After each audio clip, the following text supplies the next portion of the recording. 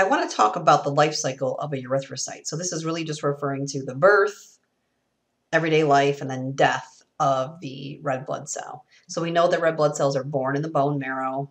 We know that they're released in their immature form called a reticulocyte.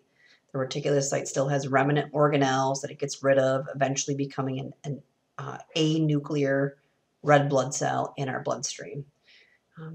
Mostly what's inside of that red blood cell is the hemoglobin protein that's needed to carry the oxygen. The red blood cell will travel around in the bloodstream for about 120 days. And during this period, the red blood cell is getting pretty beat up and it has no way to repair anything. So there's no nucleus to carry DNA, to carry genes that have the directions for making protein.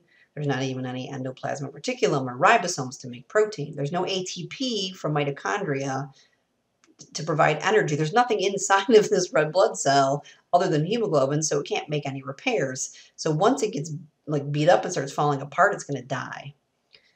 A lot of our erythrocytes end up dying in our spleen. Our spleen is said to be the red blood cell graveyard of the body. It has like this mesh maze inside of it that squeezes on the red blood cells. And if they're weakened, then they'll burst open in there. Right?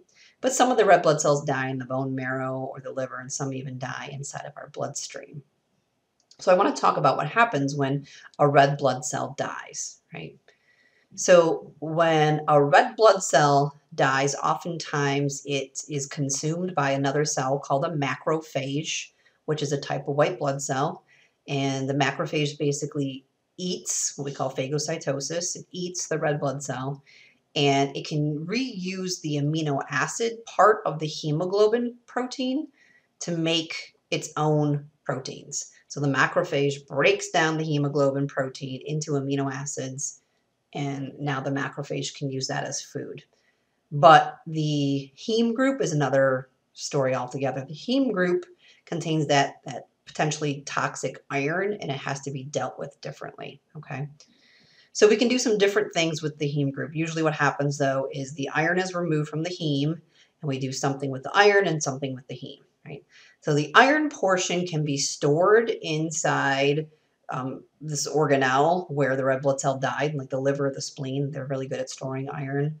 But eventually it will be transported to the bone marrow where it can be used to make more red blood cells. So we're really good at reusing this iron to make more red blood cells. But that organic porphyrin ring structure that's part of the heme, that can actually go to two different ways. So sometimes we can reuse it so that porphyrin ring can be sent back to the bone marrow where we can use it to make more erythrocytes.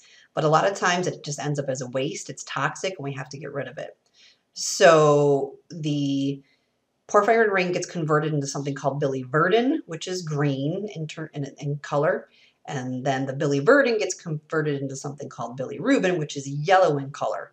So that's why we can get all these pretty rainbow of colors with bruising, because when bruising occurs, they're smashing red blood cells, they're breaking open, the porphyrin rings are getting converted into this biliverdin and bilirubin, and that's why we're getting all these pretty colors, right? But once we get that bilirubin, we have to send that bilirubin to the liver. And the liver is actually going to put it into something called bile. Bile is stored in your gallbladder and it's released into your intestines when you eat, and the bile helps you to digest fats, basically. Then the bile makes its way over to your large intestine where it gets converted into urobilinogen. So this is just another form, so from biliverdin to bilirubin to urobilinogen. Some of the urobilinogen stays in the large intestine where it gets converted into something called stercobilin. And stercobilin is actually brown in color, and that's why poop is brown. And if you didn't know it, this is the lecture where you learn why poop is brown. So some of that urobilinogen is actually reabsorbed back into the bloodstream, oddly enough. And once it gets into the bloodstream, it will be removed by the kidneys. So the urobilinogen ends up in your kidneys. And once it's in your kidneys, it actually gets converted into something called urobilin, which is yellow in color, which is what gives urine its yellow color. So we have a few layers of complexity here, but ultimately what we're doing is we're getting rid of that porphyrin ring structure from the heme group on hemoglobin.